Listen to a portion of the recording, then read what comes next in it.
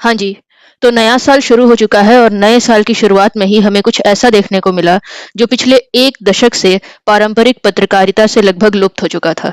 इंदौर, जो कि हमारे देश का सबसे साफ-सुथरा शहर माना जाता है, वहाँ पर कंटामिनेटेड वाटर की वजह से लगभग 10 लोगों की मौत हो गई और लगभग 2 से 3 हज़ार लोग अभी अस्पताल में भर्ती हैं। इन 10 लोगों में एक 6 महीने का बच्चा भी था, जो कि इस गंदे पानी की वजह से गुजर गया। ऐसे में इंदौर के एमएलए कैलाश विजयवर्गीय से सवाल पूछना लाज़मी था। और यही काम इस रिपोर्टर अनुराग द्वारे ने किया। पत्रकार अनुराग द्वारे ने जब इस घटना पर एमएलए साहब से सवाल किया, तो मानो उनके नए साल का हैंगओवर अचानक उतरने लगा। नेताजी जवाब में कहते हैं कि यार तुम ना ये फोकट के सवाल मत करो मुझसे। और फिर वो कहते हैं कि तुम क्या घंटा होके आए हो वहां से। और बस यही वो बात थी जिस पर रिपोर्टर अनुराग द्वारे का धैर्य जवाब दे गया। वो चाहते तो बाकी पत्रकारों की तरह नेताजी की बात को हंसी में उड़ा सकते थे या फिर उनकी जी हुजूरी कर सकते थे, लेकिन उन्होंने डर को ना चुनकर सत्य और साहस को चुना।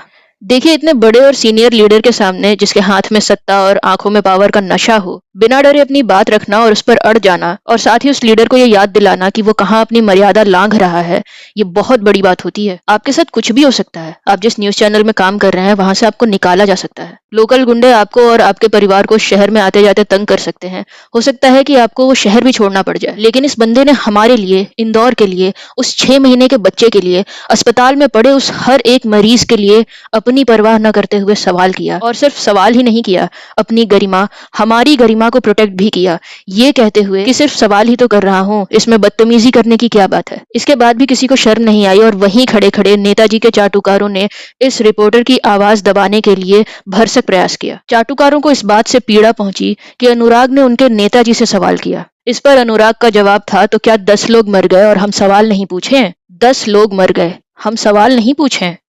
इस वाक्य के साथ 2026 की शुरुआत हुई है। ये वाक्य हमें ये याद दिलाता है कि अगर पत्रकार अपना काम निष्ठा से करें, तो वो पावर के नशे को एक पल में हिला सकते हैं। ये पत्रकार को तय करना होगा कि वो मौका मिलने पर अपने लीडर के चेहरे के नूर पर सवाल करेंगे, उनके आम खाने का बखान करेंगे, उनकी अलौकिक ऊर्जा का रहस्य ढूंढेंगे, या फिर किसी इंदौर में गुजरे 10 लोगों की मृत्यु आखिर क्यों हुई, इसकी पड़ताल करेंगे। हमें अनुराग द्वारे जी का नाम नहीं भूलना है दोस्तों। हो सकता है कि वो कुछ ही दिनों में यूट्यूब पे कोई चैनल बनाकर अपनी पत्रकारिता जारी रखें।